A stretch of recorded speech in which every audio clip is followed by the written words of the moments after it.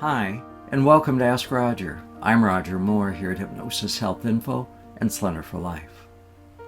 Every day I receive emails from people throughout the Puget Sound, from across the U.S., and from several countries around the world, people who are former clients, existing clients, people that may become clients. And they're asking questions about how they can best use hypnosis in their own healthcare support. And I've been a healthcare support hypnotherapist for almost 20 years now. And last night there were 3 emails, but this one in particular stood out.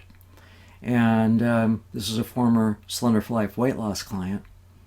And she wrote, "Hi Roger, I was a Slender for Life client 5 years ago.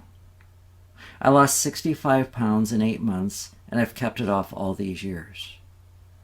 In the last few months I've been struggling. Right now I'm up 5 pounds.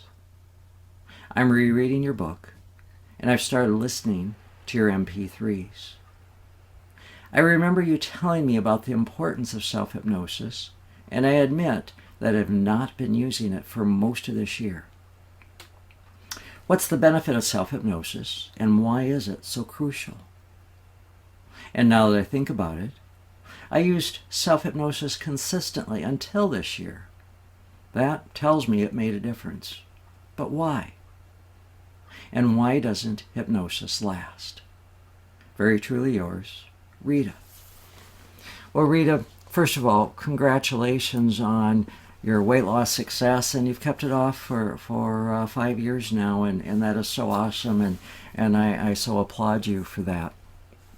Rita, you may remember that I used to weigh about 15 pounds more than I do now, and it was about 22 years ago that I took the weight off, and I've kept it off ever since, and that's due because of self-hypnosis, and that's been my experience in the last 20 years in supporting people with weight loss, is those who use the self-hypnosis get it off, keep it off, and those who don't ultimately at some point put it back on. And here's why. It's not that hypnosis doesn't stick. Remember, we're always in trance. We're never not in a trance. Now, I can send somebody out my office door after one session of stop smoking and have them be smoke-free for the rest of their life and have no desires. But those of us with food and eating issues, and I definitely include myself in that, even though it's been 22 years, we don't have the luxury of never eating again. If it was that simple, hey, being overweight just wouldn't be a problem. We could just stop eating, and it really wouldn't be that big of an issue for us. But those of us with food and eating issues, we don't have that luxury of never eating again. You can imagine if somebody who quit smoking had to have 3 puffs a day for survival.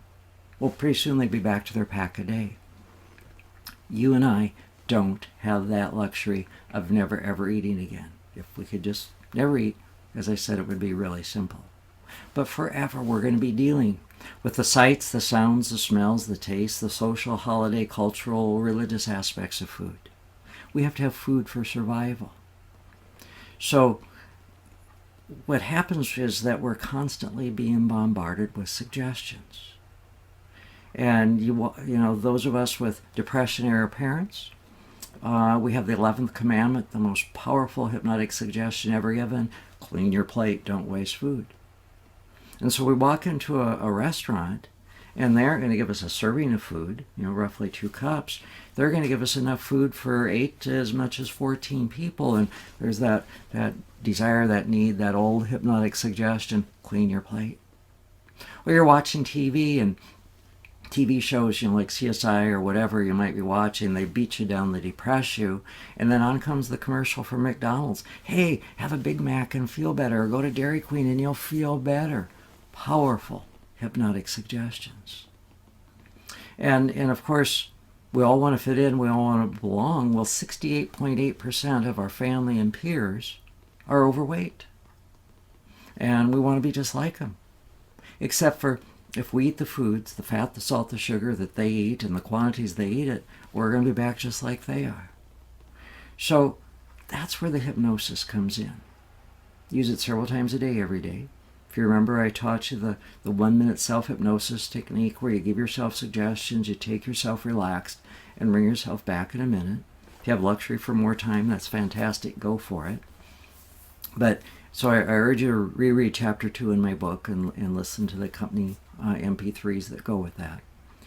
But with hypnosis, it's all about being in control of you. Instead of family and friends having control, or the restaurant having control, or the TV commercials having control, or the holidays having control of what you're eating, how much you're eating, you get to put you in control.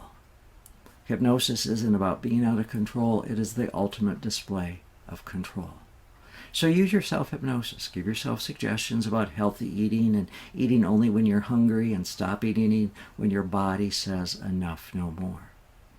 And Rita, I know that you live in another country, and we met before online, and if there's any way that I can be a support now, please let me know, and I'm happy to set up some sessions with you online. But my hunch is, based on your email, you'll be just fine. So yeah, reread the book, use the recordings there, and my book, Becoming Slender for Life, and at the end of the book, or the end of each chapter, it tells you which recordings to listen to, and throughout the chapter. So use the MP3s that go with self-hypnosis, read chapter 2, and if I can be of support, you can give me a call at 206-903-1232, or send me an email, roger@hypnosishealthinfo.com. I'm Roger Moore, and this is Ask Roger.